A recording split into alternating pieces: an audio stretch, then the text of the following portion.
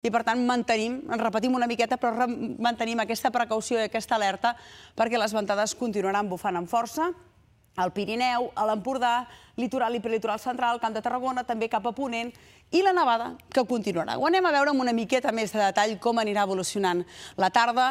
El vent, el que també ha fet és que s'han portat ràpidament els núvols. Per tant, aquesta tarda, moltes estones de sol al litoral i prelitoral central, també alguns núvols cap al prelitoral, núvols inofensius, queden alguns núvols baixos que no s'acaben de trencar, el vent que també bufarà cap a la zona de la Costa Brava i els núvols més gruixuts que persisteixen cap al Pirineu, nord del Ripollès, Cerdanya, aquí la nevada pot persistir, nord del Pallars Sobirà, la Vall d'Aran, una cota neu baixant cap als 500 metres, per tant, en aquest sector de l'Alt Pirineu, a qualsevol cota i alguns núvols baixos cap al Pla de Lleida, però moltes més estones de sol i això el que vol dir és que després de molts dies immersos sota la boira, avui la temperatura també remuntarà en aquest sector.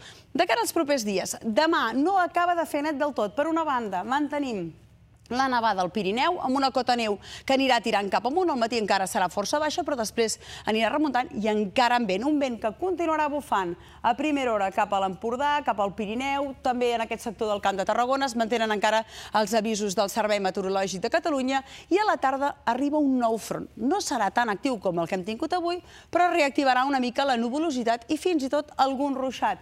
També fora del Pirineu, prepirineu, amb aigua-neu, alguna nuvolada i algun ruixat també cap a la zona dels ports.